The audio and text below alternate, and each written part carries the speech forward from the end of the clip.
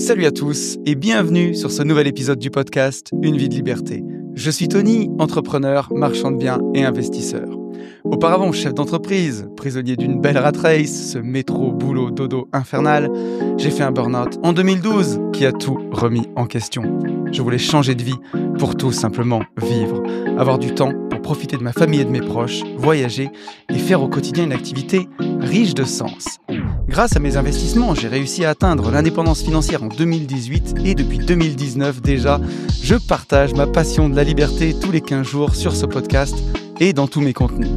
Je parle beaucoup d'argent et d'investissement, mais aussi de développement personnel avec parfois une pointe de philo, de dépassement de soi et surtout de cette belle, chère et tendre liberté. Parce que même si l'argent est indispensable pour être libre dans ses poches, je suis convaincu que la liberté ne vaut rien si l'on n'apprend pas d'abord à être libre dans sa tête. Et si d'aventure vous désirez aller plus loin avec moi, je vous propose des livres, des coachings ainsi que des programmes de formation en ligne pour vous permettre d'accélérer votre route vers la liberté. Et si vous voulez un avant-goût de tout ça, je vous ai même préparé une formation complète de plus d'1h20, totalement gratuite, qui s'appelle Les 4 piliers de l'indépendance financière.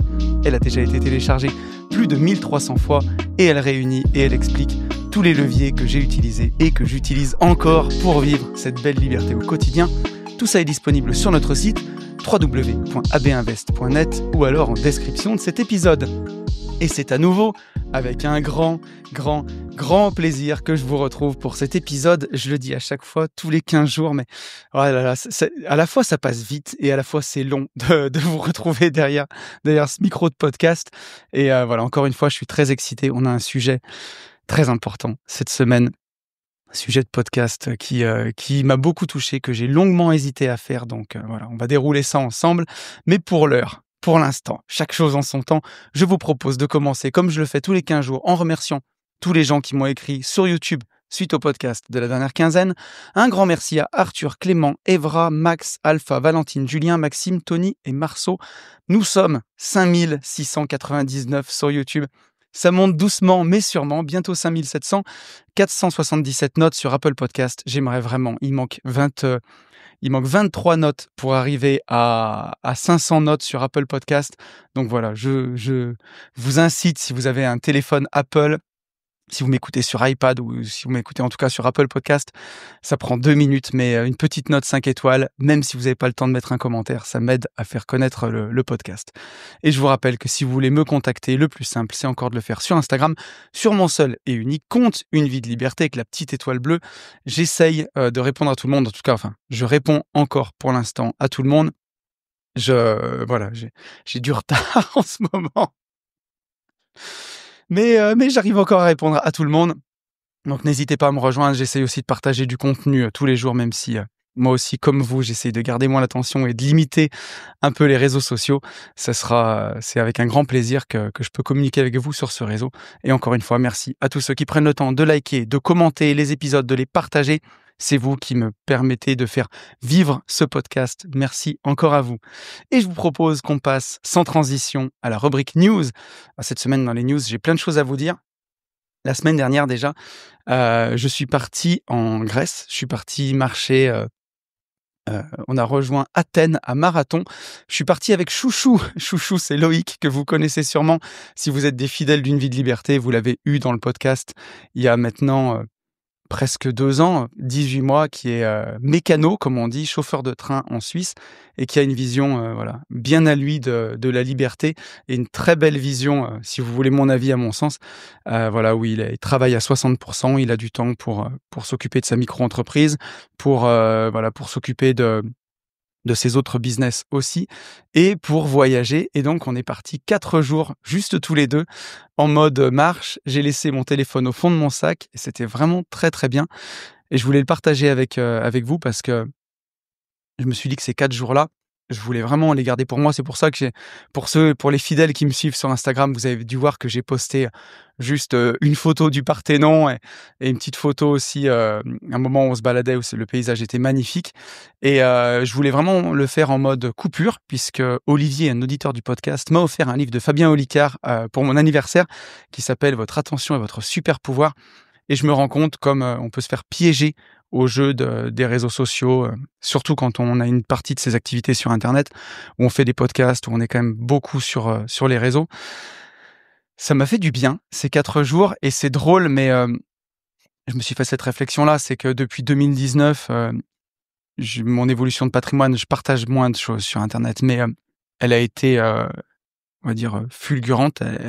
Ça a beaucoup évolué et pourtant j'ai retrouvé des sensations de liberté pendant ces 4 jours que parfois, j'ai l'impression d'avoir peut-être pas perdu, hein, mais qui se sont un peu éloignées, des sensations que j'avais retrouvées en 2019 quand vraiment j'avais quitté mon ancien job, que j'avais vraiment quitté la rat race pour le coup, voilà, avant de construire plein d'autres projets et je trouve encore une fois qu'il faut de tout pour équilibrer une vie, mais parfois prendre quelques jours pour aller marcher en allumant son téléphone que 2, 3 ou 4 fois dans la journée, ça fait vraiment un bien fou. C'était ultra ressourçant et j'ai adoré ces moments-là. Donc voilà, je suis désolé, je vous les ai pas beaucoup partagés, mais je les ai gardés pour moi et c'était fantastique et si vous avez l'occasion de le faire, ça peut être sur un week-end, juste partir aller marcher avec son sac à dos, vous réservez un Airbnb. On a fait 75 kilomètres en 3 jours et c'était fantastique. Voilà et sinon le week-end après, j'ai passé un peu ma semaine dans les avions parce que, j'ai atterri pour repartir, j'ai atterri à Lyon à Genève pour repartir tout de suite à Nantes, où, on avait Bourama qui faisait un combat. Bourama Camara, c'est notre combattant des Gentlemen Investisseurs qu'on sponsorise depuis quelques années maintenant. Donc, il y a eu du bon et du moins bon, quoi. Voilà, vous commencez à me voir venir, mais on a fait un super meet-up déjà l'après-midi à Nantes. Donc, merci encore à tous ceux qui sont venus. C'était un plaisir de vous rencontrer encore une fois, ça passe toujours trop vite. On a discuté pendant 4 heures. Je vais pas dire tout le monde, mais j'ai pu rencontrer Mathieu Paco avec qui on parle depuis, des années, Élie, Mathias, enfin voilà, à chaque fois, je veux commencer Anthony, Yann, parce que je veux oublier personne derrière. Mais je vais forcément oublier des gens. Donc en tout cas, c'était trop cool de pouvoir faire ce meet-up, de pouvoir revoir des têtes connues, aussi des gens qu'on n'avait jamais vus. Donc c'était super. On a passé une très belle après-midi et le soir, on est allé voir Bourama combattre devant presque 6000 personnes au Zénith de Nantes et malheureusement, Bourama s'est incliné à la décision. Voilà, il a mené 3 beaux rounds, mais ça n'a pas suffi et on est extrêmement déçus pour lui et voilà, on sait encore une fois qu'il va revenir plus fort. On sera derrière lui, encore une fois, mais voilà, ça fait partie du jeu, en fait. On peut pas toujours gagner une victoire, même pour les plus grands champions, elle se construit, parfois aussi dans des défaites. On a eu, ce même week-end de MMA, Nassourdine qui est un vrai champion français en UFC qui a battu, Adesanya et Adesanya qui est un ultra champion de l'UFC et lui aussi à son tour il s'est incliné et même les plus grands peuvent s'incliner. Donc voilà, c'est une carrière, c'est pas que des victoires malheureusement et c'est une phrase de merde bien sûr, c'est dans les défaites qu'on forge les victoires. Moi j'en suis convaincu. Mon grand-père m'avait dit ça quand j'étais en primaire, parce que j'avais une mauvaise note en maths et il m'avait dit: «C'est dans les défaites qu'on forge les victoires». Donc voilà, papy dédicace si tu m'écoutes de là où tu es. Heu, c'est des petites phrases, mais ça permet quand même de s'accrocher pour revenir plus fort. Qu'est-ce que je voulais vous dire dans ces news? On a sorti tous les séminaires des gentlemen pour 2025. Le plus important, c'est qu'on part au MMA dans 1 mois, aujourd'hui. Au moment où vous écoutez ce podcast, dans plus ou moins 1 mois. Ça sera la dernière fois qu'on fera le séminaire MMA après 4 années. On aura fait 2 années au Maroc, 2 années à Alès et on l'arrête, ce séminaire, pour, laisser place à d'autres choses. Comme dit Yann, nous aussi on vieillit et chaque fois que je reviens du MMA, je reviens avec des cocards et alors attention, ça veut pas dire c'est parce que moi, je ne sais pas faire les choses à moitié. Mais si vous venez au MMA, vous reviendrez pas avec des cocards, je vous rassure. Chacun peut faire à son rythme et à son envie. Mais voilà, en tout cas, ça sera la dernière année. Il reste, si je dis pas de bêtises, 2 ou 3 places. Donc si vous avez envie de nous rejoindre, passez la semaine avec nous, vous défoulez. Ça sera chacun à son rythme, bien entendu. Les filles sont vraiment les bienvenues. On doit avoir 3 filles, donc si vous voulez, venir nous rejoindre, c'est avec un grand plaisir. Vous pouvez venir en couple, vous pouvez venir entre associés. C'est, c'est chouette parce qu'on est beaucoup dans la même maison, on a le temps de discuter et c'est comme ça qu'on peut, aussi créer des vrais liens. Moi, je vous l'ai toujours dit de toute façon dans ce podcast. Ces épisodes, c'est chouette parce que ça me permet de délivrer un message qui me tient à cœur, mais le plus important, c'est qu'on connecte et qu'on se voit dans la vraie vie. C'est ça qui est le plus important pour moi. Donc voilà, n'hésitez pas. Je vais vous redonner les dates du MMA, et je vais rouvrir mon agenda en même temps. Ne bougez pas, le MMA, ce sera du dimanche 9 mars au samedi 15 mars. Donc voilà, on sera pile un mois au moment où vous écoutez ce podcast. Et ensuite, on ira faire du kite au mois d'avril à Leucate. Il doit rester aussi 2 places pour le kite et on ira en juin faire du surf à Biscarrosse. Ça aussi, c'est un des masterminds que j'affectionne tout particulièrement. Il reste une seule place. Donc je vous invite vraiment à vous inscrire. Puis il y aura encore d'autres choses pour la deuxième partie de l'année, mais pour l'instant, ça fait déjà pas mal. Une autre chose, le mastermind Marchand de biens avec Ben, il aura lieu les 26 et 27 juin 2025 dans nos bureaux. Ça avance bien, donc logiquement, je peux m'avancer. J'espère que on devrait être à voilà, à 80% dans nos bureaux. Si jamais ils sont pas finis, en tout cas, on vous emmènerait les visiter. Mais a priori, ça devrait le faire. On est vraiment bien à temps dans les travaux, on est bien à jour. Donc le 26 et 27 juin, on pourra être dans les nouveaux bureaux d'AB Invest et on en sera très fiers. Et donc, ça sera un mastermind marchand de biens. À la fois, il y aura de la division foncière, à la fois, il y aura du marchand de biens. Et on va vous montrer aussi nos opérations. On aura un intervenant, normalement. On est en train d'avancer là-dessus, mais qui fait de très, très belles OP. Et avec qui aussi on va retourner la formation division foncière expert. Donc, il y aura toute la partie division foncière avec Ben et moi, plus notre expérience du marchand de biens. Et on aura aussi un invité surprise dans cette formation, un marchand de biens qui sera avec nous pour faire toute la partie marchand. Donc, ça devrait être une grosse formation qui remplacera Division Foncière Expert, qui fête ses 5 ans, hein, Division Foncière Expert déjà. Et on avait envie de la faire évoluer, on avait envie de la retourner aussi, parce que maintenant, pour tourner des vidéos, on n'a pas les mêmes moyens qu'avant. On fait des choses qui sont quand même beaucoup plus quali. Mais voilà, et elle s'appellera donc Marchand de biens expert et elle va revenir très bientôt. On est dessus, je ne donne pas de date pour l'instant. On est en train de travailler dessus. L'idée, c'est de vous faire quelque chose de très quali et surtout, à l'image de la formation Starter Cash de Yann, à l'image de la formation Bourse Exponentielle, à l'image de tout ce qu'on fait de Amazon FBA, l'idée, c'est de faire quelque chose de vraiment pratique. Donc, c'est de vous filmer des opérations, vous expliquer les opérations qu'on a fait pour que vous ayez vraiment du concret. Et l'idée dans cette formation, c'est de décortiquer pratiquement une vingtaine d'opérations qu'on a fait à tous les trois, Ben et moi, plus notre invité surprise. Pour l'instant, je vous en dis pas plus.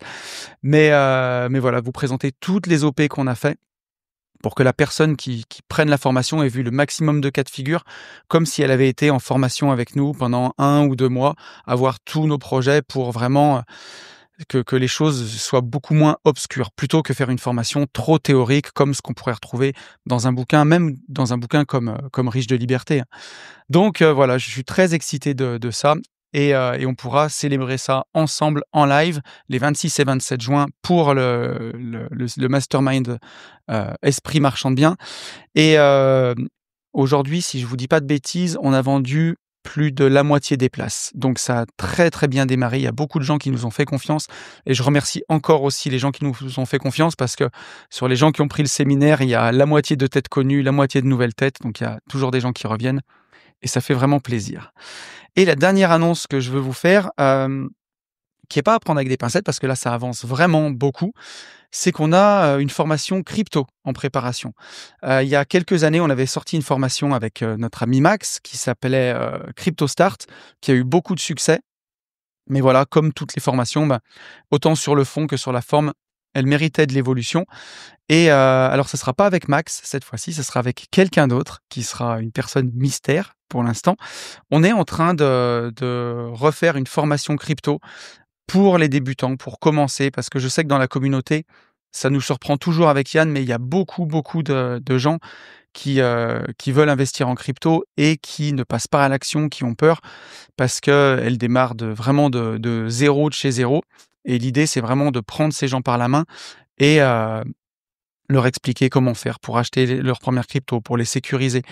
Donc ce sera une formation, encore une fois, qu'on fera en affiliation, puisque moi, je sais investir en crypto, je sais comment ça fonctionne, mais autant j'ai des compétences sur la bourse, autant j'ai des compétences sur le marchand de biens, sur le crédit lombard, sur les gestions des finances de société, où là, c'est vraiment mon rayon, autant sur la crypto, je suis pas le plus calé. Et là, on vous a dégoté vraiment un super expert, quelqu'un d'exceptionnel. Et normalement, voilà, elle devrait arriver dans les prochains mois. J'espère vraiment le plus rapidement possible. On est dessus pour que vous puissiez profiter de ce qui se passe en ce moment en crypto et même pour les années prochaines. Donc voilà, je suis très fier de ce qu'on fait avec ça et j'ai vraiment hâte de vous le présenter. Et j'en ai fini pour les news. Je crois que je vous ai tout dit. Je vous propose qu'on passe sur le retour sur le podcast de la dernière quinzaine et ce podcast Construire sa vision. Ça vous a beaucoup plu. J'ai été très, très, pas étonné, mais très heureux du nombre de vues sur YouTube, avec un titre pas putaclic, parce que quand je vous fais un podcast du genre Je déteste les CGP avec ce titre-là, c'est sûr que ça va cliquer. Mais là, sur Construire sa vision, j'étais pas certain. Et puis c'est vraiment un sujet qui m'est venu assez rapidement avec le mastermind entrepreneuriat et ça a cartonné autant en termes d'écoute que de commentaires. Alors, vous n'avez pas été nombreux à me mettre beaucoup de commentaires argumentés parce que ça vous a juste plu, j'ai l'impression. Mais voilà, j'ai sorti quand même 3 commentaires qui étaient intéressants. On va prendre un premier message de Evra Rito qui me dit: «C'est toujours un plaisir d'écouter tes podcasts, surtout sur mes chantiers. J'ai beaucoup rêvé par le passé et aujourd'hui, j'agis. Un grand merci pour ces lingots de savoir et de motivation. Pourrais-tu développer les croyances limitantes sur tes prochains podcasts?» Alors, je vais faire un appel justement, tu vas me donner une bonne raison de le faire, mais je le referai aussi sur Instagram parce que je pense que ce sera vraiment intéressant pour un prochain épisode de podcast. Je pense que ça peut être vraiment cool. Je vais revenir sur la première partie de ton message où tu nous dis aujourd'hui, avant je rêvais beaucoup et aujourd'hui j'agis. Bien sûr qu'on en parlera avec le message de Max par la suite, mais la vision, c'est une chose et elle doit être le prémisse à l'action. C'est vraiment ça, hein. Ça doit toujours être avoir une vision, c'est bien gentil, mais si on passe pas à l'action, forcément, il se passera rien du tout. Je voudrais juste revenir sur ton message sur les croyances limitantes. J'ai donné une conférence pour Katia Finance il y a quelque temps sur internet. Elle faisait un sommet de l'investissement en ligne et j'ai ce que je mettais dans le package, donc j'ai donné une conférence gratuite, les gens achetaient un pack et ce que j'ai mis dans ce pack, c'était un coaching de groupe sur les croyances limitantes. Et en fait, je l'ai fait, j'allais dire au talent. Quelle prétention! Quelle prétention! Non, je l'ai fait sans préparation, c'est ce que je veux dire. Je l'ai fait sans préparation où j'ai demandé aux gens quelles étaient justement leurs croyances et l'idée, c'était de les débunker en live. Et je trouve que ça fonctionne beaucoup plus de cette façon-là, quand on peut s'entretenir directement avec la personne. Alors là, dans un prochain podcast, on pourra pas le faire, mais l'idée, c'est que je peux faire un podcast en théorie sur les croyances limitantes, comment les vaincre, comment elles se créent et quelles sont les astuces pour pouvoir passer au-dessus. Mais l'idée, c'est peut-être que pour un prochain podcast, vous me donniez en commentaire quelles sont quelques-unes de vos croyances limitantes. Je n'arriverai jamais à me faire financer, les locataires ne me payeront jamais, j'arriverai pas à tenir mon DCA en bourse. Ça peut être n'importe quoi.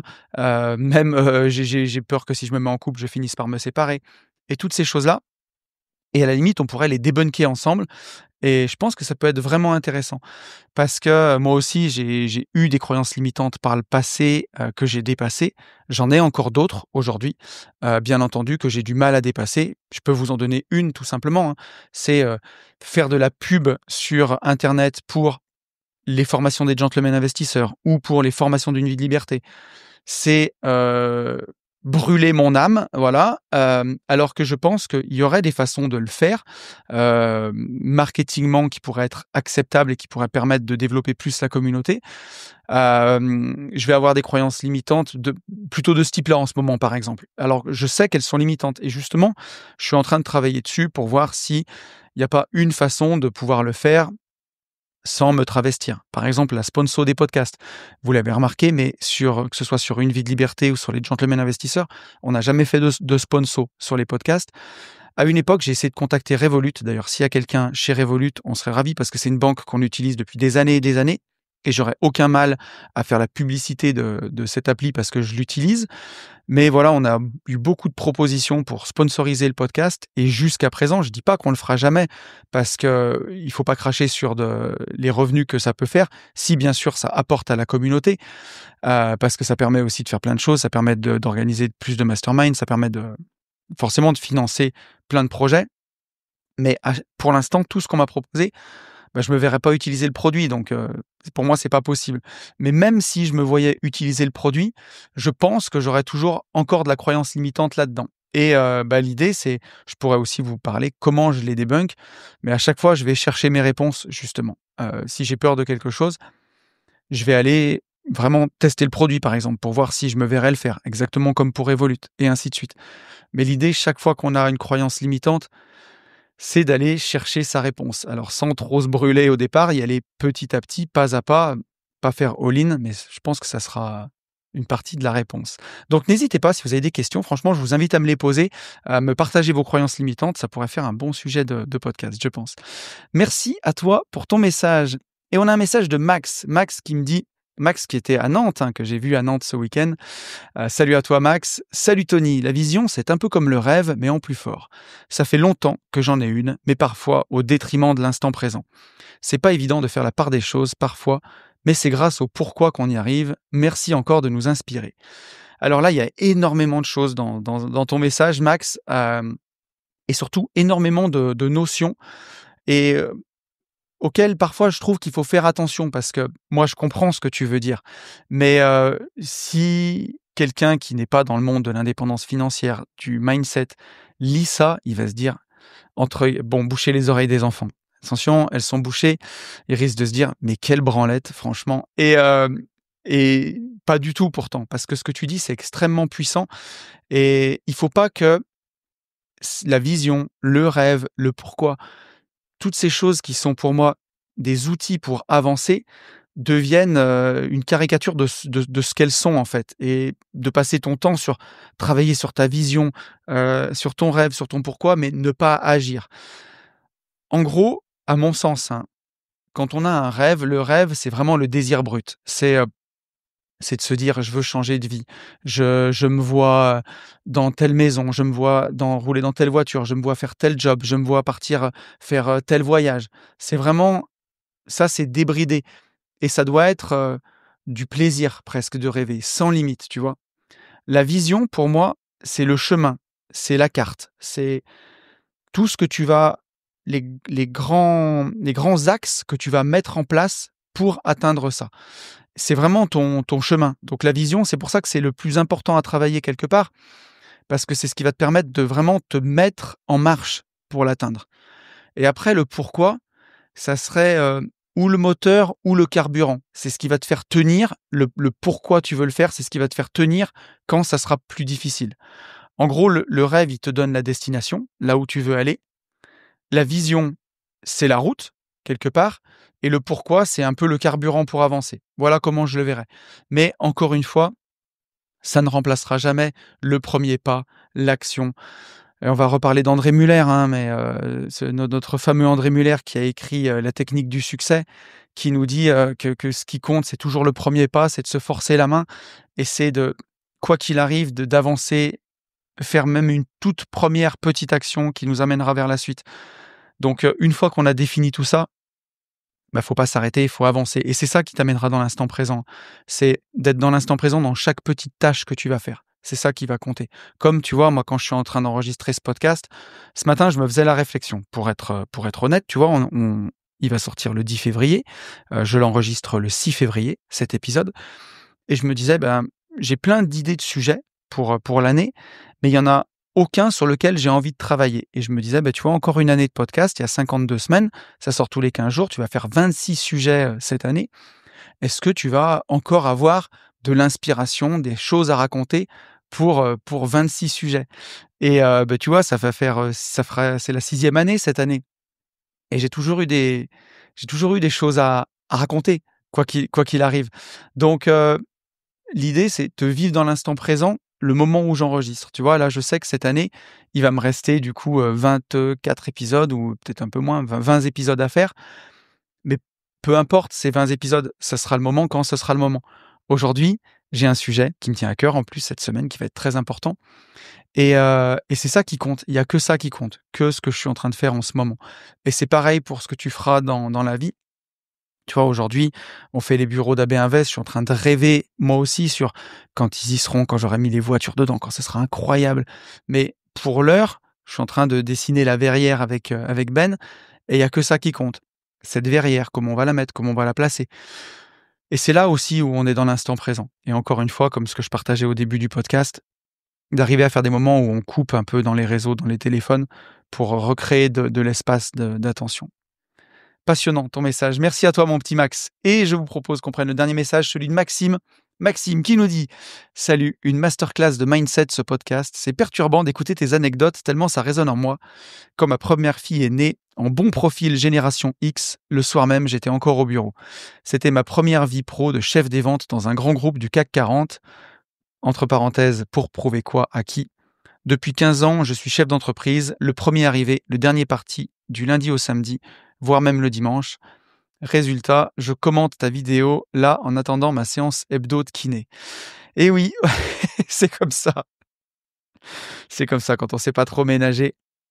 Et quand tu parles de la question sur l'argent, forcément, plus tu en as, plus ton référentiel a tendance à augmenter. Il y a 10 ans, j'étais le roi du monde avec mon Q7 d'occasion à 150 000 km. Et aujourd'hui, je check les annonces de 911 type 991 4S. Mais c'est ta faute en même temps, dixit le mec qui ne s'assume pas. Ça va être encore de ma faute, cette histoire. Bah, je trouve que, en tout cas, ton message est courageux. Le tout, c'est d'en tirer des leçons.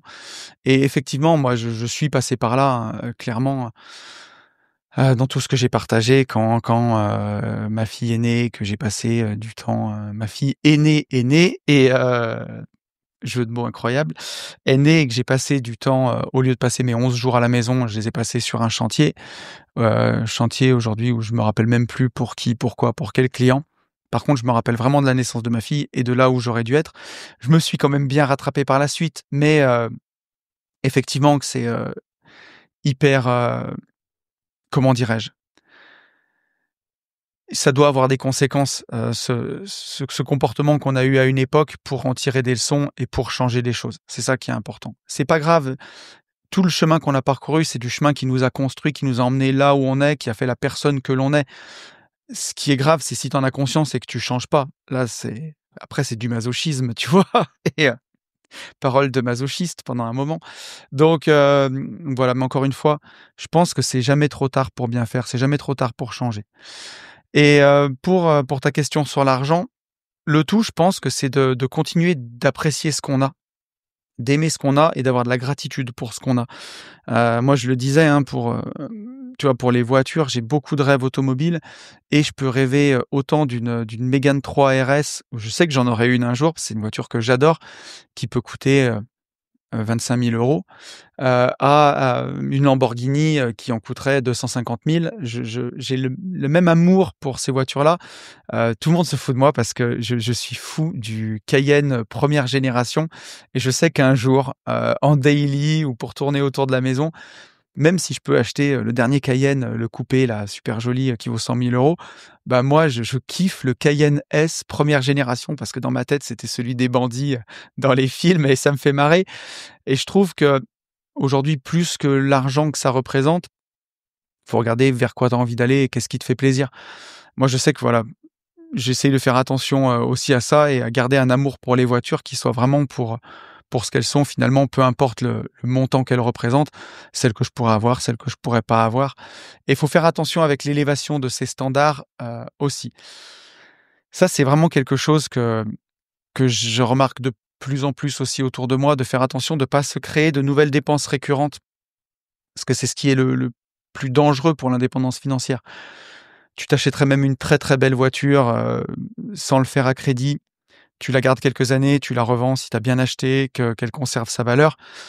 C'est parfois moins gênant que de toujours se mettre un crédit pour une maison plus grosse, pour une voiture plus grosse et tout vivre à crédit et en fait se rendre compte que on s'est créé une charge, je sais pas moi, de 700, 800, 1000 euros par mois, mais qui va revenir de façon récurrente tous les mois pendant 5 ans, 10 ans, 15 ans, 20 ans.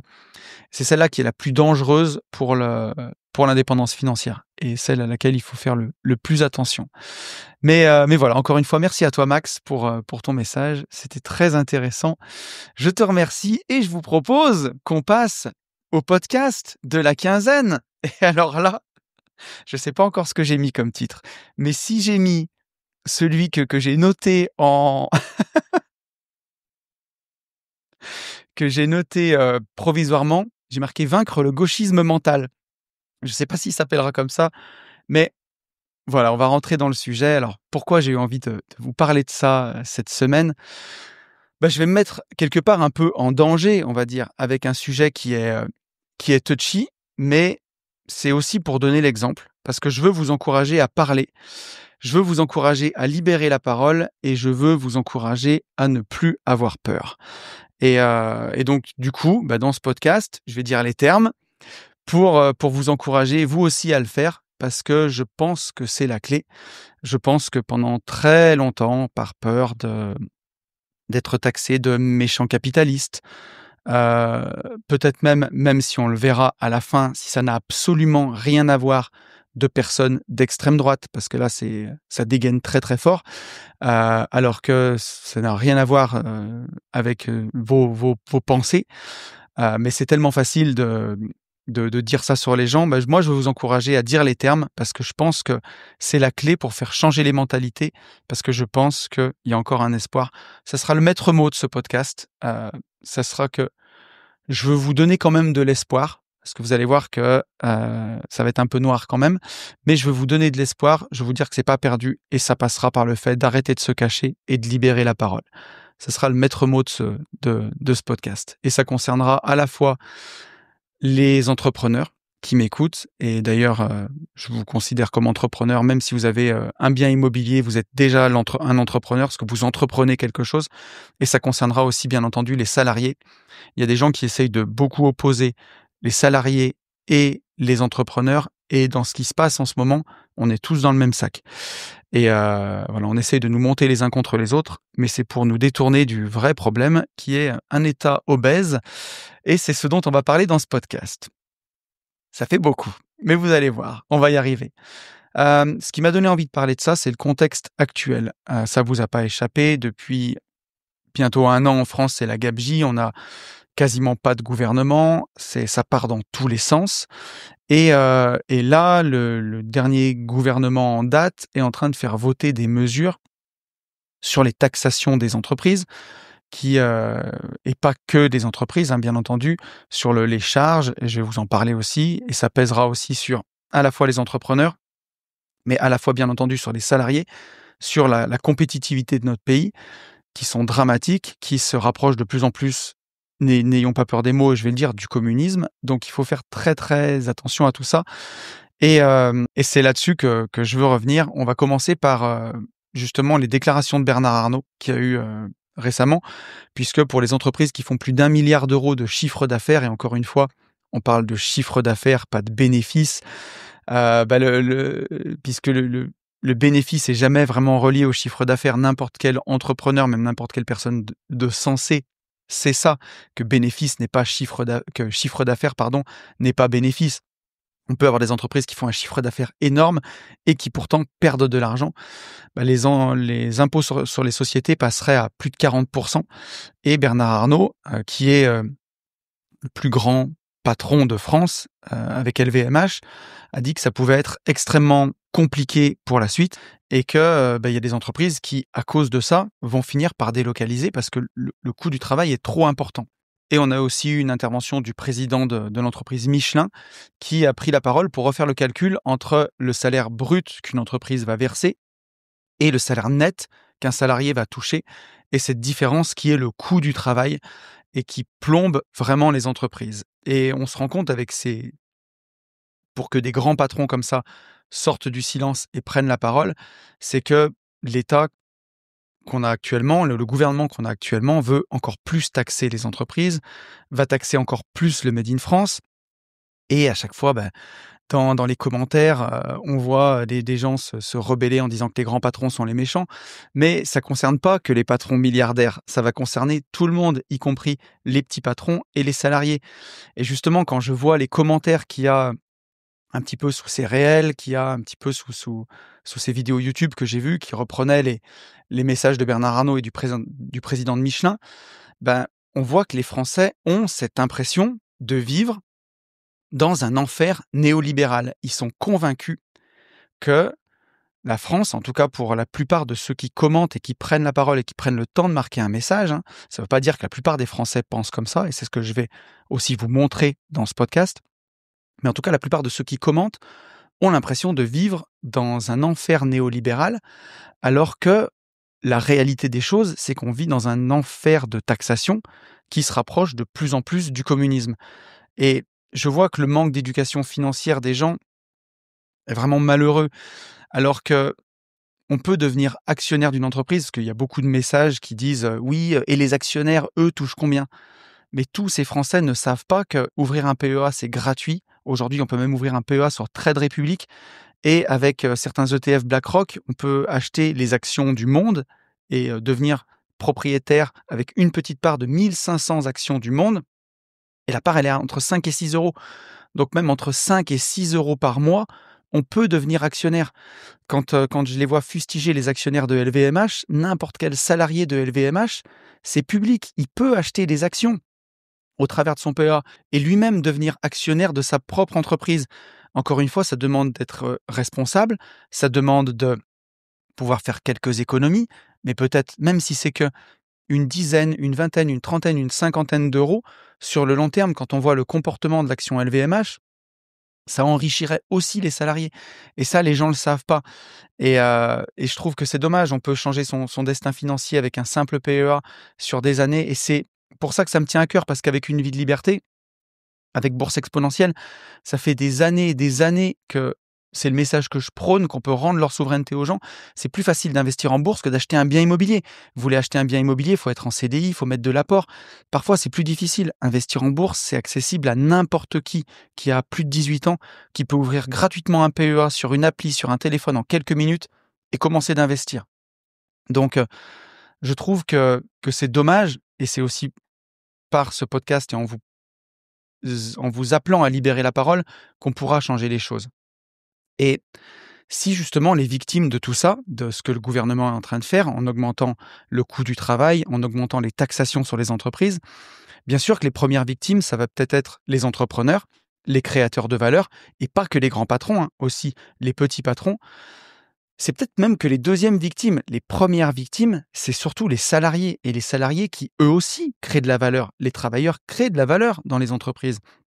Et le patron de Michelin l'a repris, et il a montré que un salaire brut versé avec les charges patronales, quand l'entreprise verse 142 euros, le salarié va toucher 77,50 €. Et là-dessus, il va encore payer son impôt sur le revenu et la TVA sur tout ce qu'il achète. Et si on rajoute une taxe foncière là-dessus, si jamais il a le malheur d'être propriétaire, ben on va être entre 60 et 70% de taxes sur un salarié. Et aujourd'hui, même un entrepreneur va peut-être payer moins de taxes que ça s'il arrive à bien se rémunérer. Je vous en parlerai dans la partie à la toute fin du podcast. Mais voilà, faut vous dire que quand l'État pratique ce genre de taxation, il punit pas les grandes entreprises et les méchants patrons, il punit aussi les salariés, parce que c'est les premières victimes de tout ça. Si vous êtes salarié en France, vous le voyez peut-être pas, parce que les fiches de paye sont faites pour que vous ne voyiez pas la différence entre votre brut et votre net. Et les charges patronales, même si elles s'appellent patronales, elles sont pas payées vraiment par le patron, elles sont payées sur la valeur que le salarié a produit dans l'entreprise. Donc ça fait mal tout ça. Et la dernière, le pompon sur la galoche, comme on dit, c'est le passage à la TVA des micro-entreprises avec un seuil de 25 000 €. Je ne sais pas si ça ira jusqu'au bout, parce que c'est en train de faire un tollé qui est monumental, mais ça va avoir des conséquences directes à la fois sur les entrepreneurs, parce que pour beaucoup de micro-entrepreneurs, ils facturent pas des entreprises, mais ils facturent des particuliers. Si un micro-entrepreneur facture une entreprise, elle va récupérer la TVA. C'est toujours le client final qui la paye. Mais Si un micro-entrepreneur facture des particuliers, il va leur facturer la TVA et eux, les particuliers, ils la récupèrent pas la TVA, ils la payent. Donc, soit il va falloir augmenter leur prix de 10 ou de 20 suivant les prestations, ce qu'ils font, c'est de la rénovation ou si c'est, des prestations de services. Soit il va falloir augmenter leur prix, soit il va falloir qu'ils diminuent leur marge et c'est pas possible, pour des micro-entrepreneurs. Là, on n'est pas en train de taper sur Bernard Arnault, on est en train de parler sur des gens du quotidien et ça va avoir des conséquences directes sur les entrepreneurs et sur les consommateurs et c'est dramatique parce que le problème de cette taxation, vraiment excessive, c'est que, quand on surtaxe, aujourd'hui dans le monde dans lequel on vit, les frontières sont pas fermées. Les entrepreneurs s'en vont et vraiment, je vais dire le mot interdit, mais, parce qu'apparemment ça fait sauter les vidéos YouTube. Mais en tout cas, les événements de 2020, ce qui s'est passé, début 2020, ça a changé la donne sur le rapport qu'on a sur le travail en ligne, travailler en télétravail. Les moyens de transport aussi, aujourd'hui actuels, le train, l'avion et les moyens de communication qu'on a avec internet, avec Starlink, ça fait que les frontières se sont vraiment réduites au minimum et entre les boîtes qui peuvent délocaliser facilement, entre les entrepreneurs qui peuvent travailler en ligne, voilà, les entrepreneurs aujourd'hui s'en vont. On peut pas, construire des murs autour de la France et les forcer à rester. Quand il y a une taxation qui est jugée comme excessive, les entrepreneurs partent et autour de moi et pas que dans le business en ligne, je ne compte plus les entrepreneurs qui sont partis, que ce soit en Angleterre, que ce soit au Portugal, que ce soit à Dubaï, que ce soit en Andorre, que ce soit au Luxembourg, en Suisse. Ils partent, beaucoup partent ou aux États-Unis et voilà. Donc c'est dramatique, mais c'est ce vers quoi on se dirige, plus la taxation va augmenter. Alors la question de ce podcast, c'est: qu'est-ce que doit faire un entrepreneur en France aujourd'hui? Est-ce qu'il doit partir? Est-ce qu'il doit laisser l'État, se démerder avec son système qui s'effondre? Ou est-ce que, pour certains, comme pour moi en tout cas, parce que j'ai des enfants ici, parce que j'aime mon pays, est-ce que je dois rester et comment? Et surtout, comment continuer à avancer malgré tout? C'est ce dont on va parler dans ce podcast. Alors la première chose dont on va parler dans ce podcast, le premier sujet, ça sera justement la spirale de cette taxation et les conséquences qu'il y a aujourd'hui dans le monde dans lequel on vit, où les frontières ne sont plus fermées. Et c'est vraiment le paradoxe fiscal, c'est que plus on va taxer, finalement, quand on arrive au stade où on en est, moins il y a de recettes parce que les entrepreneurs partent ou les entrepreneurs abandonnent. Pour les micro-entrepreneurs, je compte plus le nombre de micro-entrepreneurs qui arrêtent, qui veulent ou redevenir salariés ou pour certains même essayer de devenir fonctionnaires. J'ai entendu ça autour de moi et au final, il y a moins de richesse il y a moins d'argent qui est collecté et ce qui fait que le pendant, c'est d'augmenter encore plus les impôts du coup pour ce qui reste quelque part et on se rend compte qu'au bout d'un moment, c'est plus possible. Plus on augmente les impôts, plus les entrepreneurs se tirent ou en tout cas, ça peut aussi augmenter la fraude pour certains. C'est surtout pas ce que je vous conseille, et je vous le conseillerai jamais parce que ça peut avoir des conséquences de vie qui sont dramatiques. Moi, j'ai vu plein d'entrepreneurs avoir des contrôles fiscaux, être redressés et perdre tout ce qu'ils ont gagné donc ça ne même quand il y a ça, ça doit jamais être un justificatif pour aller dans l'illégalité. Vaut mieux partir à la limite. Mais c'est un vrai paradoxe fiscal et ça, les États-Unis l'ont bien compris et eux, vous l'avez vu, hein, ces derniers temps avec l'élection de Donald Trump, avec la nomination, d'Elon Musk pour, essayer de simplifier tout le fonctionnement de l'État. On le voit, des pays comme les États-Unis vont baisser drastiquement les impôts pour attirer les entreprises et en baissant les impôts, ils vont avoir de plus en plus d'entreprises et même si le taux de taxation est moins élevé, comme le pays générera plus de richesses, finalement, ils vont collecter ou autant d'impôts ou peut-être même plus parce que, voilà, en taxant moins, mais en taxant sur une base beaucoup plus grande parce qu'on crée beaucoup plus de richesses, ben c'est un cercle vertueux au lieu de faire un cercle vicieux et cette véritable révolution qui se passe là-bas, je trouve qu'elle nous donne vraiment un vent d'espoir pour chez nous. Je vous en parlerai aussi tout à l'heure. C'est quelque chose à vraiment avoir en tête. On a souvent entre 5 à 10 ans de retard sur les États-Unis. Donc ce qu'on voit se passer là-bas, ça viendra souvent chez nous avec du retard. C'est pour ça que je reste, vous le savez, je suis un éternel optimiste. C'est pour ça que moi, je vois un vrai vent d'espoir qui va arriver et je vous dirai tout à l'heure comment on peut, souffler nous aussi pour que ce vent, pour lui donner de la force. Et il y a un livre dont je vous ai beaucoup parlé, que j'aime beaucoup, que j'ai lu il y a quelques années maintenant, qui montre ce qui se passe justement quand l'État augmente trop les taxes et quand les entrepreneurs se tirent. Et ce livre, c'est La Grève de Ayn Rand et il nous explique que, bah, quand les créateurs de richesse se retirent, quand ils s'en vont, bah, tout s'effondre. Et pour vous refaire un petit résumé pour ceux qui l'auraient pas lu, bon aujourd'hui j'espère que je vous spoile pas, mais je vous spoilerai pas grand-chose parce que le livre fait 1 300 pages. En gros, La Grève, c'est un livre qui, à l'époque où je l'ai lu, m'a mis une vraie claque parce que j'avais toujours eu cette intime conviction que sans les entrepreneurs, un pays allait se casser la figure. Et le livre m'a mis une vraie claque parce qu'il a écrit tout était écrit sur ce que j'avais en tête et le livre date de 1957. Donc c'était extrêmement prophétique et pour le résumer brièvement, on ne sait pas trop à quelle époque l'histoire se passe, peut-être autour des années 1850. Aux États-Unis, dans un monde où l'État met toujours plus de règles, plus de taxes, plus de contrôles et bah, comme aujourd'hui, en France, chez nous, ça finit par étouffer ceux qui créent de la valeur. Et il y a un homme, John Galt, c'est un ingénieur qui est vraiment brillant et il n'en peut plus de tout ça et il décide de disparaître, de partir du pays. Mais il veut disparaître pas seul. Pour ça, il va prendre contact en secret avec tous les entrepreneurs, les inventeurs, les chefs d'entreprise et il leur dit: «Bah, venez, on disparaît du jour au lendemain en laissant tout derrière nous et on va voir combien de temps ce monde tient sans nous».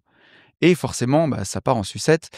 Plus personne n'innove, plus personne ne produit et le pays sombre petit à petit dans le chaos. L'État va reprendre les moyens de production, mais sans succès. Et d'ailleurs, je fais une petite pause parce qu'il y a quand Bernard Arnault a dit que les taxes allaient tuer le travail en France, il y a un communiste, Antoine Léaumont, qui a dit, «Mais pas de problème, l'État a un pouvoir de réquisition, on va réquisitionner tous ses moyens de production, et c'est les travailleurs qui feront tourner le pays».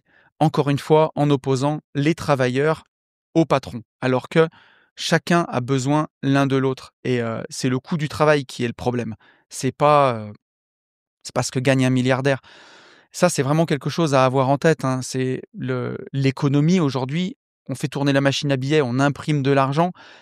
La valeur n'est pas un stock, c'est pas parce que Elon Musk a 1 € de plus que j'ai 1 € de moins.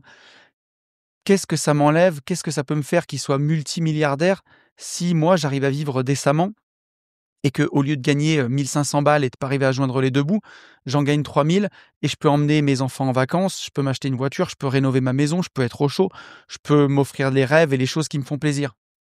Ça m'enlève rien du tout. Donc ils essayent de nous opposer et ce brave Antoine Léaumont disait: «Ben, on saisira les moyens de production». Mais je veux dire, Bernard Arnault s'il s'en va, c'est lui la marque LVMH, c'est lui qui la porte. Il suffit pas de produire des sacs à main pour les vendre. C'est tellement une vision bête de l'économie, je trouve, simpliste, on va dire, que ça me fait sourire. Mais voilà, sans les gens pour la porter, sans les influenceurs, ou les stars pour donner envie d'avoir ces vêtements-là, ils se vendraient pas tout simplement et et voilà et donc dans le livre, bah, ça montre bien pareil que l'État reprend les moyens de production, mais vraiment sans succès et le livre, il se termine comme on finit tous les systèmes communistes dans un bain de sang, hein. On le sait, hein, le communisme dans le monde, c'est 100 millions de morts à peu près, chaque fois qu'il a été poussé à l'extrême, que ce soit en URSS, à Cuba, au Cambodge, partout, bah, c'est 100 millions de morts et le livre, il se finit comme ça, il se finit dans un bain de sang et après, ben, il s'ouvre là-dessus, hein, les entrepreneurs reviennent pour reconstruire et le message du livre, il est hyper puissant. C'est que ceux qui bossent, ceux qui innovent, ceux qui créent de la richesse, que ce soit des entrepreneurs, mais aussi les travailleurs qui sont dedans, c'est eux qui portent le monde. Et si tu les prends pour des vaches à lait, encore une fois, que ce soit les entrepreneurs ou les salariés, hein, en les taxant à 60%, bah, tôt ou tard, ils finissent par se casser. Et ce livre, c'est une ode à la liberté, c'est une ode à l'entrepreneuriat et au fait que la prospérité, elle se construit avec du talent et du mérite et pas avec des lois et avec des impôts qui vont punir ceux qui réussissent ou ceux qui décident d'avancer. Et si la taxation, elle continue en France, c'est ce qui se passera. Et ce sera la révolution silencieuse, à la fois des entrepreneurs, mais aussi des salariés. Il y a plein de salariés qui en ont marre et qui décident de partir, voir un monde meilleur. Il y a juste à voir les frontaliers en Suisse, hein. Les gens, moi je connais plein de frontaliers qui sont pas entrepreneurs, ils sont salariés, ils passent de l'autre côté. Ils vont habiter en Suisse. J'ai un pote qui est parti, qui était frontalier avec le Luxembourg. Il a franchi la frontière, il bossait au Luxembourg, il habitait en France. Il est parti vivre là où il travaille, au Luxembourg. Et pourtant, il est salarié, il n'est pas entrepreneur. Et si on continue, c'est ce qui se passera. Ça sera cette révolution silencieuse. Et ça ne sera pas un mouvement collectiviste dans la rue. La plupart des gens, ils vont partir sans bruit, sans se plaindre et en silence. Ils vont petit à petit vider le pays de ceux qui produisent la richesse. Et on va arriver à la deuxième partie de ce podcast. Pour moi, c'est ça, cette fausse promesse du collectivisme. Parce que c'est ce qu'on va me dire là, c'est ce qu'on va m'opposer. On va me dire, mais attends, tonton, c'est pas des taxes, c'est de la collectivité, c'est de l'impôt collecté pour le redistribuer. Ça va être redistribué à tout le monde. Et effectivement, la France, c'est le pays qui redistribue le plus. Au départ, les inégalités de salaire sont de 1 à 10, et une fois qu'on a taxé tout le monde et redistribué, elles deviennent de 1 à 3. Donc on peut se dire, mais c'est fantastique, si la France est le pays le plus taxé du monde, et c'est vrai, hein, on a ce record-là, et on a aussi le record du pays qui redistribue le plus, mais alors ça devrait être le pays où les gens sont le plus positifs, ça devrait être un pays incroyable, où on devrait vivre tous sur des nuages et être hyper heureux. Et bien pourtant, c'est pas le cas, hein. C'est le pays où on consomme le plus d'antidépresseurs, c'est le pays où les gens sont pessimistes, c'est le pays où les gens sont tristes, et c'est extrêmement malheureux. Alors pourquoi? J'ai entendu récemment dans le podcast Sans Permission, que j'écoute aussi de temps en temps, un texte que je suis allé retrouver sur internet qui est très intéressant. Et ce texte, donc, qui a été écrit par cet économiste, il s'appelle Petite leçon de communisme ou comment motiver les gens à travailler. Et je vais vous le lire.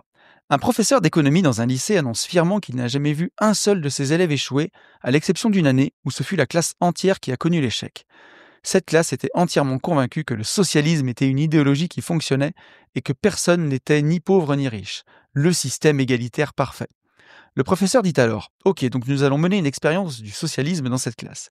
À chaque contrôle, on fera la moyenne de toutes les notes et chacun recevra 7 notes. Ainsi, personne ne ratera son contrôle et personne ne caracolera en tête avec de très bonnes notes. Après le premier contrôle, on fit la moyenne de la classe et tout le monde obtint un 13 sur 20. Les élèves qui avaient travaillé dur n'étaient pas très heureux, au contraire de ceux qui n'avaient rien fait et qui, eux, étaient ravis. À l'approche du deuxième contrôle, les élèves qui avaient peu travaillé en firent encore moins, tandis que ceux qui s'étaient donné de la peine pour le premier test décidèrent de lever le pied et de moins travailler. La moyenne de ce contrôle fut de 9 sur 20. Personne n'était satisfait. Quand arriva le troisième contrôle, la moyenne tomba à 5 sur 20. Les notes ne remontèrent jamais, alors que fusaient les remarques acerbes, accusations et noms d'oiseaux, dans une atmosphère épouvantable où plus personne ne voulait faire quoi que ce soit si cela devait être au bénéfice de quelqu'un d'autre. À leur grande surprise, tous ratèrent leur examen final. Le professeur leur expliqua alors que le socialisme finit toujours mal, car quand la récompense est importante, l'effort pour l'obtenir est tout aussi important, tandis que, si on confisque les récompenses, plus personne ne cherche ni n'essaie de réussir. Les choses sont aussi simples que ça. Et voilà, hein. Bon là, ça n'a pas fini dans un bain de sang dans la classe, mais vous avez saisi l'idée. Et au final, c'est vraiment ça. Quand la promesse du collectivisme, c'est que quand vous avez la moitié d'un peuple qui croit que ça sert plus à rien de faire des efforts parce que l'autre moitié le fera pour elle, et quand l'autre moitié se dit que ça sert à rien d'en faire parce que ça va bénéficier à d'autres, c'est le début de la fin. Et ça, c'est vraiment le paradoxe de l'égalité. Si demain, au lieu de faire comme là aujourd'hui, on a des écarts de salaire de 1 à 10 et le collectivisme français les réduit en redistribuant de 1 à 3, à ce moment-là, poussons le curseur communiste jusqu'au bout et donnons la même chose à tout le monde. Et là, demain, peu importe ce que tu gagnes, tu le donnes à l'État et il t'envoie un chèque de 3 000 euros. Donc ceux qui ne font rien prennent 3 000, ceux qui bossent énormément prennent 3 000 aussi. Et on fait avec ça tous les mois. Mais vous pouvez revenir dans 10 ans, certains seront toujours fauchés parce qu'ils auront claqué leurs 3 000 euros n'importe comment. Et vous en aurez d'autres, comme moi je pense, qui seront redevenus millionnaires parce que ils auront vécu avec le moins possible, ils auront investi et ils auront fait de la richesse. Et tout ça, c'est une question de mindset. C'est pas une question d'égalité de départ. Et ça, c'est le paradoxe de l'égalité qu'il faut avoir en tête.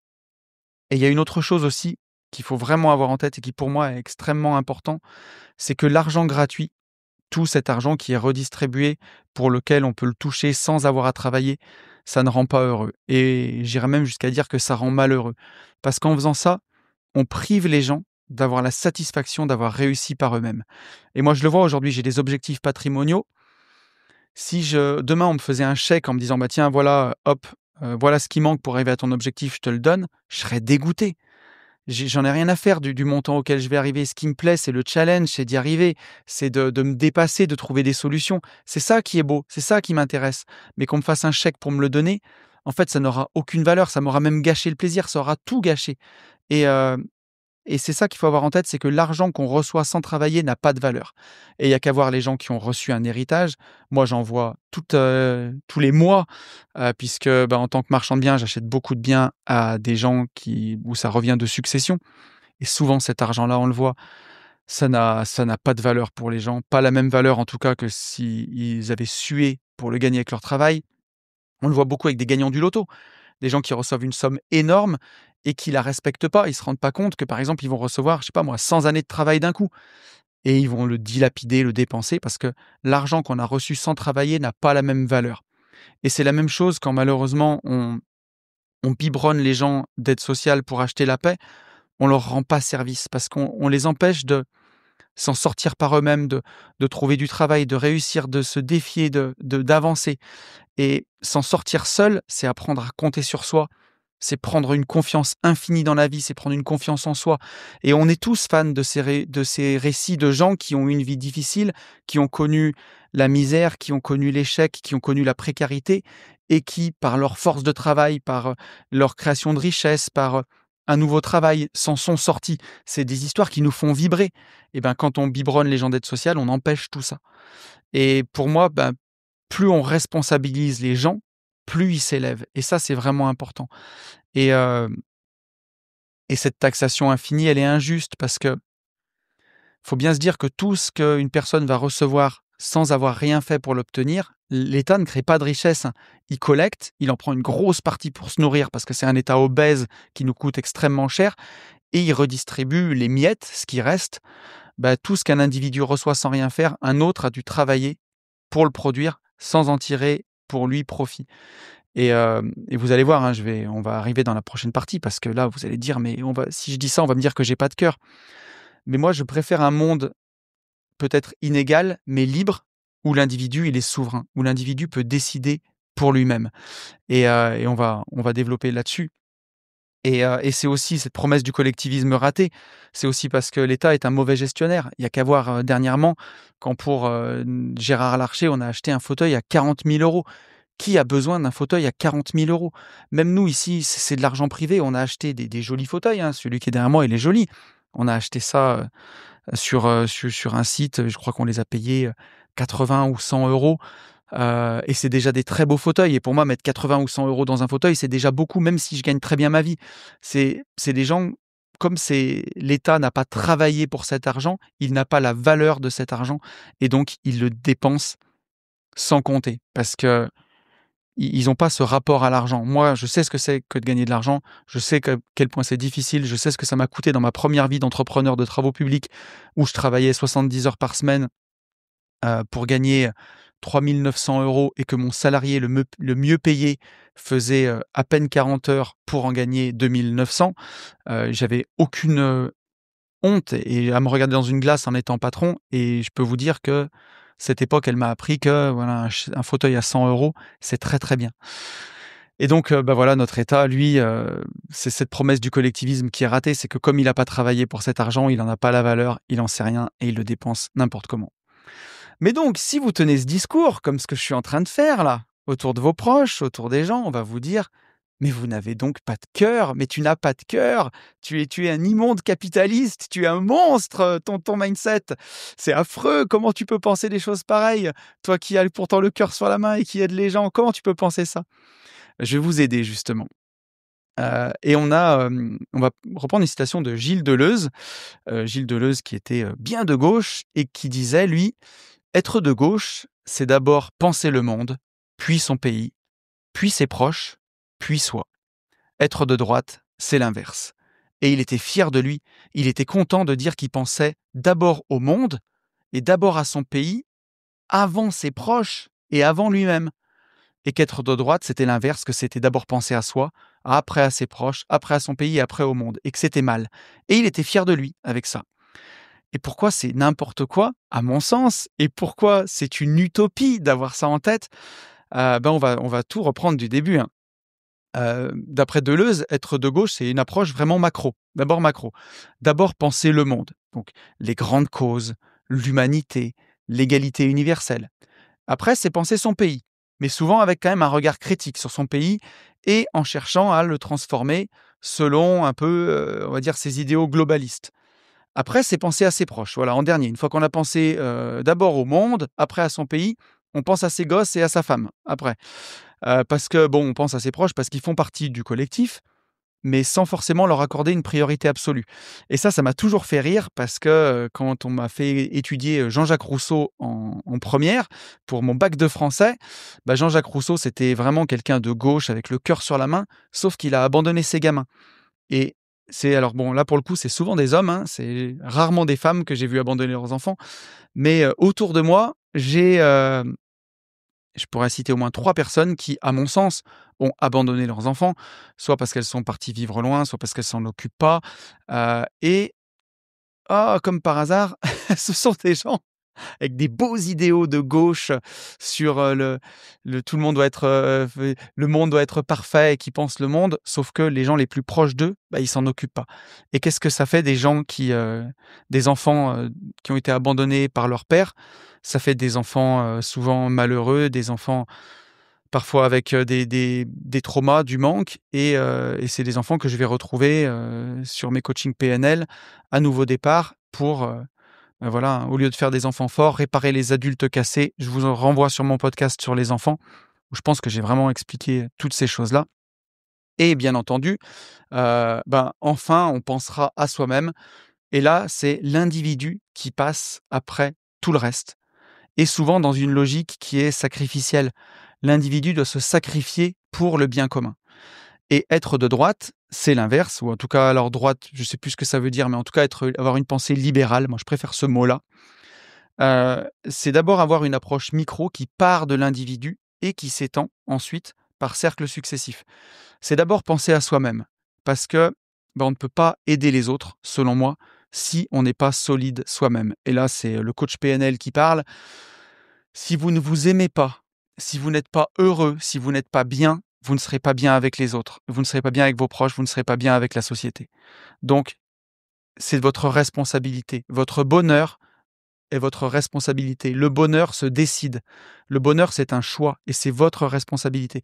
Et c'est comme ça qu'on change le monde. Comme disait Michael Jackson, If you want to make the world a better place, take a look at yourself and make a change. Voilà.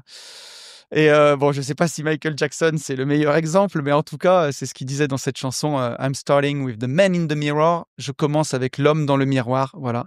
Et c'est rigolo parce que quand je vous fais ces podcasts, parfois je regarde ici que l'enregistreur fonctionne bien, que le micro, que la caméra tourne bien, et j'ai un miroir où je vois ma petite tronche en face, pour m'assurer que la caméra ne s'éteigne pas.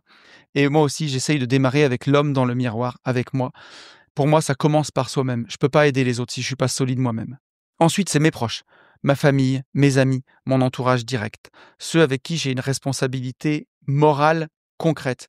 Et là, je vous garantis qu'avec eux, je suis un communiste. Et ça, je vous en reparlerai tout à l'heure. Mais ce qui m'appartient, appartient à ma compagne, à ma femme, à mes enfants. Voilà. Là, dans la famille, on est coco. Et ensuite, je vais avoir beaucoup de temps pour mes amis, pour mon entourage direct, ceux avec qui j'ai une responsabilité, voilà, tout de suite. Et ensuite, mon pays, parce qu'un pays fort, c'est un ensemble de ces individus qui sont autonomes, qui sont responsables et qui prennent soin de leur personne pour être heureux, pour avancer, pour construire quelque chose. Ça fait un pays fort. Et ensuite, on pense le monde. Mais attention, le monde sans vouloir tout uniformiser, où chaque peuple, chaque culture, elle a le choix de se gérer selon ses propres réalités, pas d'une façon globaliste. Et ce qui est drôle, c'est que je trouve toujours ceux qui pensent le monde en premier, c'est souvent ceux qui ont le plus de mal à gérer leur propre vie. Ça va souvent être les mêmes qui vont prôner, l'égalité pour tous, mais qui dans leur propre vie à eux sont finalement, les plus individualistes. Ils vont parler, de partage, mais c'est souvent avec l'argent des autres et pareil, hein, ça c'est encore une fois, c'est, du micro, hein, ce que j'ai vu, ce que j'ai vécu. Heu, les plus socialistes, les plus dans le partage que j'ai vus, c'est ceux qui partent sans ne rien laisser à leurs enfants. Ils ont tout brûlé. Voilà, ils partent sans rien laisser. Et à l'inverse, ceux qui commencent par eux-mêmes, ils finissent souvent par aider, à mon sens, plus efficacement leur entourage, leur pays et voire même, pourquoi pas, le monde, mais sans vouloir tout imposer aux autres. Et quand on vous dira, «Mais dis donc, mais tu n'as donc pas de cœur», mais c'est l'erreur de ce raisonnement émotionnel. Ça ne veut pas dire que parce qu'on refuse cette taxation excessive, on refuse d'aider les plus faibles. Parce que est-ce que vraiment l'État aide les démunis, en entretenant de la dépendance? Et à mon avis, on confond plutôt solidarité et assistanat. Et bien sûr que les vrais démunis, ils doivent être aidés, mais ceux qui peuvent travailler, eux, ils doivent être responsabilisés. Et je le disais tout à l'heure, si taxer plus, c'est aider plus, la France devrait être un paradis. Ça devrait être le paradis et on voit bien que c'est pas le cas. On est le pays le plus taxé du monde, mais est-ce qu'on est aussi le plus heureux? Non. On est un des pays qui prend le plus d'antidépresseurs. Est-ce que les inégalités, elles ont disparu? Non. Est-ce que les services publics, ils fonctionnent mieux? Là, j'ai pris un rendez-vous chez le dermato, je l'ai dans 1 an. Non, ça fonctionne pas. Et si ce modèle, il fonctionnait, ça se verrait dans les résultats. Et l'État français, il doit collecter peut-être plus de 1 000 milliards d'impôts par an et pourtant on voit toujours plus de pauvreté, plus d'inégalités, plus de galères. Donc voilà, hein, et encore une fois, quand on vous dira que vous n'avez pas de cœur, répondez toujours que l'argent pour lequel on a travaillé n'a pas de valeur et l'État dépense mal et ça, c'est pas un manque de cœur, c'est du bon sens, c'est des choses qu'on voit. Quand on voit qu'on peut acheter une chaise à 40 000 €, dites-vous que ça, c'est un truc qui est sorti dans la presse, mais c'est partout. Et est-ce que, au final, quand on vous parle de cœur, est-ce que l'argent qu'on vous a pris de force pour le réinvestir n'importe où, est-ce que c'est vraiment de la générosité? Est-ce que c'est vraiment ça la générosité quand elle est forcée? Est-ce que c'est pas plutôt de l'initiative individuelle? Et là, après, c'est des choses qui nous concernent, dont on parle finalement peu, mais avec Yann, que ce soit sur les gentlemen investisseurs ou en perso, on a donné énormément, que ce soit en sponsoring, pour des causes qui nous sont chères. On a aidé beaucoup de gens, c'est des sommes à 5 chiffres qu'on donne chaque année. Heu et ça, c'est du concret et c'est avec de l'argent privé, c'est avec notre argent. On n'en fait pas étalage partout et tout le temps, mais voilà, moi, quand on me dit que j'ai pas de cœur, chaque année, je donne une somme à 5 chiffres. Est-ce qu'il y a beaucoup de gens qui le font? Je sais pas. Mais c'est toujours plus facile, en tout cas, d'avoir le cœur sur la main avec l'argent des autres. Et je vous le disais tout à l'heure, bien entendu, par contre, je suis un vrai communiste à l'échelle de mon foyer. Ce qui est à moi est à mes proches. La voiture appartient à tout le monde, on partage, on se soutient sans rien attendre en retour. L'argent du foyer, c'est l'argent du foyer. Ça doit servir à tout le monde, que ce soit entre époux ou avec les enfants. C'est là où c'est important justement d'être, où le communisme fonctionne, à cette micro-échelle en tout cas, à mon sens. Et voilà, et quand on va me dire aussi à moi, parce que c'est déjà arrivé, hein, quand j'ai eu ce discours, c'est pour ça que je vous dis pas que c'est facile et que je vous encourage aussi à sortir du bois et à parler librement là-dessus. Et on le verra tout à l'heure, à vous entraîner, parce que vous verrez qu'il y a une autre difficulté, c'est que c'est dur de lutter contre le gauchisme mental, mais vous allez voir, on va y arriver. Mais quand on me dit ça aussi, qu'on m'oppose que j'ai pas de cœur, je me dis qu'avec Nouveau Départ, avec ce que j'ai fait sur Nouveau Départ, moi, et ce qu'on fait aussi avec les gentlemen investisseurs, avec la parenthèse indépendance, avec Yann, avec Fab, avec Ben, on s'intéresse aux individus à l'échelle micro. Quand on part en séminaire avec une vingtaine de personnes, bien sûr que c'est pas des millions de personnes, mais comme le colibri, on fait notre part. Alors on le fait avec nos moyens et on changera peut-être la vie que d'un millier de personnes dans toute la vie, mais si chacun essaye de le faire, c'est déjà magnifique. Et quand je vois qu'avec Nouveau Départ, comme on arrive à réparer des individus qui sont malheureux parce qu'ils ont subi des choses dramatiques de la vie, des séparations, des mises à l'écart, parfois même des incestes, des choses très, très difficiles, ben, je me dis que moi, je m'intéresse vraiment à l'individu. En tout cas, c'est l'effort que je fais et ça, c'est l'individu, c'est le dernier souci du collectiviste. Ça, il faut l'avoir en tête.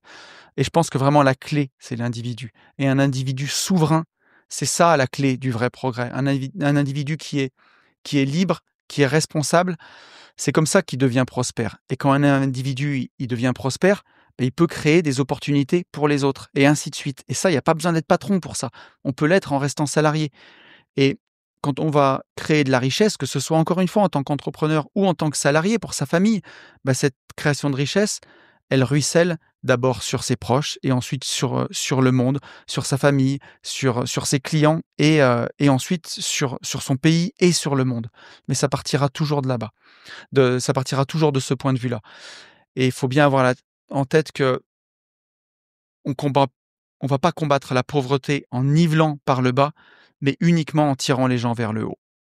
Et pourquoi je vous dis que c'est difficile tout à l'heure, ça sera le 4e point de ce podcast, c'est parce que il faut arriver à lutter contre le gauchisme mental. Et quand on va vous dire « mais tu n'as donc pas de cœur », si vous vous êtes pas entraîné, vous saurez pas quoi répondre. Et pourquoi ? Parce que on est français et on a été biberonné à ça, au gauchisme, depuis qu'on est petit. On a grandi dans un pays où l'État français, c'est notre daronne. Voilà. On nous a appris que quoi qu'il arrive, l'État sera là pour nous sauver. Avec le chômage, la retraite, les APL, les aides en tout genre. Quoi qu'il arrive, l'État sera là pour sauver nos miches. Donc, c'est dur d'aller contre ça, où on nous a dit, mais l'État sera là. Et aujourd'hui, on voit que ça ne fonctionne plus, que ce système, il est exsangue, il est au bout. Et du coup, on peut avoir encore envie parfois de le défendre. Et pour moi aussi, c'est dur, je vous l'avoue. Pour moi aussi, c'est dur parfois de lutter contre le gauchisme mental. Regardez, il y a 5 ans, quand j'ai quitté mon boulot, j'ai pris le chômage. J'ai cotisé seulement 15 mois, mais j'ai pris les 15 mois de chômage. Et alors que j'en avais pas besoin, mais je l'ai pris quand même. Et aujourd'hui, j'ai évolué là-dessus. Aujourd'hui, je le prendrai plus. Et, euh, et on a tous grandi avec des parents qui croyaient en la retraite par répartition, qui croyaient au système de santé. On a été éduqués par des professeurs qui pour la plupart, sont super et font du mieux qu'ils peuvent, mais qui ont aussi parfois cette mentalité de gauche, cette mentalité de fonctionnaire, et qui, pour certains, voient l'entrepreneur comme un profiteur. Je dis pas que c'est une majorité, mais moi je l'ai entendu beaucoup de mes profs d'histoire, de certains de mes profs dire que les entrepreneurs, c'était des profiteurs. Alors que les entrepreneurs, c'est eux qui créent la richesse. Et les travailleurs qui vont travailler dans ces entreprises, c'est eux aussi qui créent la richesse. Et cet état d'esprit de gauchisme mental, il nous prive de la responsabilité et il nous prive aussi par conséquent du bonheur. Je l'ai toujours dit, liberté, ça rime avec responsabilité, ça rime pas avec sécurité. Si vous voulez être libre et heureux, il faut être responsable. Et la seule vraie liberté, c'est la souveraineté individuelle. Alors on en arrive à la dernière partie de ce podcast. Comment est-ce que je fais, tonton ? Comment est-ce que je résiste si moi, j'ai pas envie de me tirer ? Parce que si moi j'aime mon pays, si j'ai mes enfants ici, et comment est-ce qu'on résiste si on veut rester en France ? La première chose à faire, et je suis un éternel optimiste, c'est de créer malgré tout. Vous voyez, cette semaine, on a ce gouvernement qui fait valider ça par 49.3, qui veut taxer les micro-entrepreneurs, où ça a des conséquences directes sur les gens qui font du Airbnb, sur les gens qui ont eu le courage de se mettre à leur compte, de quitter leur boulot. Je peux penser à Babette, le la personne qui fait les ménages dans les Airbnb de Yann, mon associé des Gentlemen Investisseurs. Elle a fait le courage de quitter son emploi après 30 ans de salariat pour se mettre à son compte, pour avoir une vie meilleure, et aujourd'hui, on va lui imposer ça. Je me dis que c'est dégueulasse, mais on doit continuer, on doit créer malgré tout. Oui, on donne énormément à l'État, mais on peut encore créer, on peut encore avancer malgré tout, un jour après l'autre. Donc voilà. Résister, c'est aussi ne pas lâcher, vraiment. Et pour beaucoup d'entrepreneurs que j'ai eus, qui m'ont vu, pour qui les chiffres sont faibles, pour qui c'est difficile, j'ai jamais vu aucun entrepreneur persévérer et ne pas réussir. Donc, ne lâchez pas. Une vie de liberté, c'est aussi là pour vous soutenir. On se soutient, on est forts les uns avec les autres, et il faut pas lâcher, il faut créer malgré tout. C'est comme ça qu'on gardera notre force et notre flamme. Ensuite, l'idée, c'est toujours d'investir et d'entreprendre en optimisant. Alors attention, encore une fois, je vous ai dit, la facilité, c'est pas le travail au noir, c'est pas la fraude. Enfin, la facilité, ça pourrait être de faire du travail au noir ou de la fraude. Ne tombez pas là-dedans. Ne tombez pas là-dedans, parce que ça peut être dramatique. Si jamais vous vous faites prendre, ça peut être bien pire qu'avant et les conséquences peuvent être dramatiques. Mais par contre, vous pouvez quand même apprendre à mieux gérer vos impôts, à vous payer intelligemment. Là aussi, ça veut dire des fois se payer un petit peu moins et investir un petit peu plus dans ces sociétés. Aujourd'hui, il y a encore des niches fiscales comme la résidence principale. Pour combien de temps? Je ne sais pas, mais elle est encore là. Les investissements financiers, l'ISF n'a pas été encore remis. Donc vous pouvez investir très fort en financier sans payer d'impôts pendant le processus de création de richesse. Idem en crypto. Je ne sais pas encore pour combien de temps, mais encore pour l'instant. Donc faites-vous conseiller par un avocat en droit des sociétés, par votre expert comptable, mais soyez malin. Soyez malin, il y a encore moyen d'investir et d'entreprendre en optimisant. L'optimisation fiscale n'est pas encore interdite. Donc, on peut encore le faire. Et voilà, je sais que c'est dur. Je sais qu'on va faire des hauts et des bas, je le sais, mais ne cédez pas au pessimisme. S'il vous plaît, voilà, il y aura des entrepreneurs qui continueront à réussir en France malgré tout, parce qu'il y aura des opportunités. Et j'en suis certain. On le dit souvent, mais un des pendants de ce qui se passe en France, c'est qu'il y a peu de concurrence malgré tout. Donc, profitez-en. Ça peut être une façon de vous lancer. Vous aurez quand même peu de concurrence. Il y a peu de gens qui osent se lancer. Et je trouve que le vent d'Ouest, ce qui se passe en ce moment aux États-Unis, c'est extrêmement puissant. C'est une profonde révolution qui s'est passée malgré tout. Et ça nous apporte l'espoir. Et ce qui se passe en France, c'est souvent ce qui arrive 5 ans ou 10 ans après ce qui s'est passé aux États-Unis. Donc, je pense que ce vent d'Est, il nous porte l'espoir et je suis convaincu que on vit le chant du cygne de ces vieux politiciens en France, de cette vieille façon de faire, ces politiciens qu'on nous ressort depuis que je suis gamin, je les vois. Et je pense que les choses vont changer. Aujourd'hui, je ne sais pas encore comment, mais je pense que les choses vont changer. Et pour ça, et c'est là qu'on a un rôle, c'est qu'il faut libérer la parole et qu'il faut arrêter d'avoir peur. Arrêter d'avoir peur de dire qu'on est taxé à mort et qu'on en a marre. Et arrêter de hocher la tête et de baisser les yeux quand autour de vous, ça va parler de fiscalité, d'entrepreneuriat, et que vous aurez peut-être des gens qui seront comme dans les commentaires sur les messages de Bernard Arnault à dire que c'est la faute des grands patrons, alors qu'en fait, ceux qui le subissent le plus, c'est les salariés. C'est les salariés, les micro-entrepreneurs. Et peut-être que dans un second temps, les entrepreneurs qui le subissent aussi énormément, mais peut-être encore moins que les salariés. Et donc, je vous invite vraiment à dire les termes, comme je l'ai fait là, à avoir du courage et à se dire oui, l'État taxe trop et oui, le modèle collectiviste ne fonctionne pas. Et n'ayez pas peur d'être taxé d'extrême droite, parce qu'on pourra peut-être vous dire ça. Ah mais attends, mais t'es d'extrême droite. Être libéral et être d'extrême droite, ça n'a rien à voir. L'extrême droite en France, comme on l'a actuellement, c'est des collectivistes. Ce sont des communistes comme les autres, mais avec un volet identitaire. Ils vont faire porter le chapeau aux étrangers. Alors que ça n'a jamais été un problème de ça. C'est un problème de redistribution, de collection d'un État obèse et d'entretenir des gens à ne rien faire.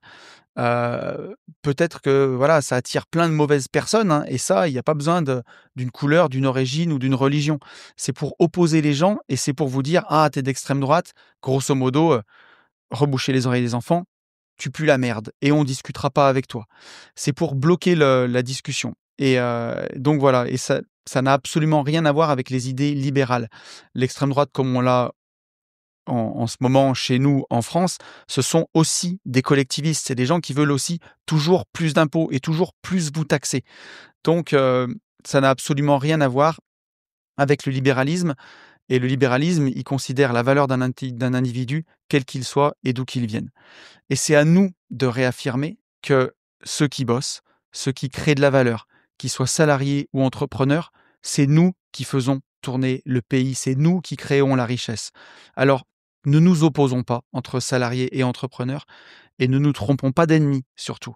Et la majorité des entrepreneurs de ce pays, c'est des petits patrons qui gagnent guère plus que leurs salariés, comme moi quand j'étais entrepreneur de travaux publics, et qui sont face à un État obèse qui les ponctionne, pour le coup, eux, sans distinction, hein. Patrons comme salariés font pas la fine bouche, ils tapent. Donc voilà, gardez les valeurs par contre qui vous relient avec vos proches, mais affirmez-vous. Si c'est avec vos amis par exemple, vous pouvez leur dire: «Je vous aime pour ce que vous êtes, pour les valeurs qu'on partage, pour l'amour de nos enfants, l'amour qu'on a, tout ce qu'on a traversé». Mais par contre sur, sur ces idées-là, je suis pas d'accord avec vous. Mais voilà, n'ayez pas peur.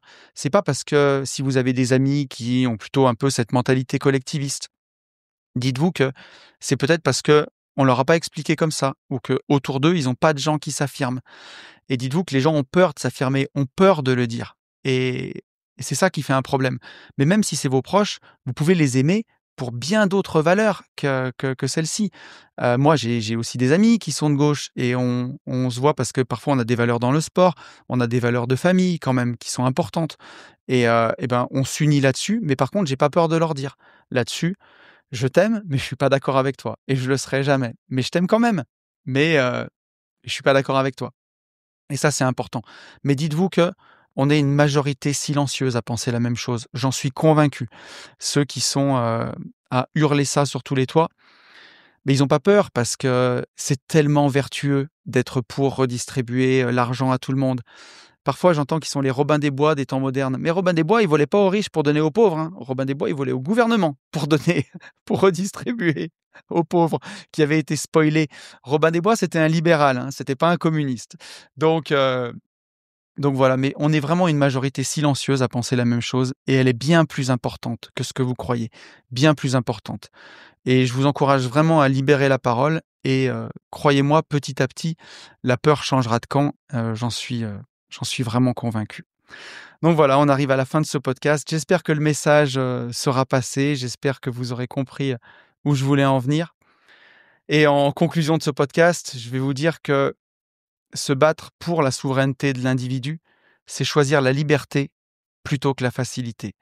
Et que, hormis la loi, il n'y a rien qui doit s'opposer à votre autonomie. Et moi, je préfère un monde inégal mais libre, où chacun peut avancer à son rythme, plutôt qu'un monde qui brise les ambitions au nom d'une égalité illusoire. Et c'est vous qui créez la richesse, votre richesse, celle de votre famille et peut-être même celle du pays. Et mon pays, c'est pas ses dirigeants. C'est pas la République d'aujourd'hui ou les décisions d'un gouvernement. La France, c'est nous. C'est ceux qui la construisent, c'est ceux qui innovent, c'est ceux qui travaillent, c'est ceux qui se battent, c'est ceux qui aident pour faire un avenir meilleur. Alors assumez votre rôle, entreprenez, investissez, travaillez, osez et surtout, ne vous cachez plus. Et si on est plus nombreux à défendre ces valeurs, je suis convaincu qu'elles finiront par percer. Être libre, c'est accepter les défis, mais c'est aussi comprendre que la vraie satisfaction, elle vient de ce que l'on bâtit soi-même. On ne rend pas service aux autres en leur donnant tout cuit et on leur enlève l'opportunité de grandir. Alors osez prendre votre place, osez être maître de votre destin. Vous voulez être heureux, soyez responsable. Vous voulez être libre, assumez votre autonomie. Et n'oubliez jamais, la vraie richesse, c'est celle que vous créez de vos propres mains. Je vous souhaite une belle semaine, je vous retrouve ici dans 15 jours, et d'ici là, je vous souhaite le meilleur, et vous le savez, je vous souhaite, par-dessus tout, de vivre libre.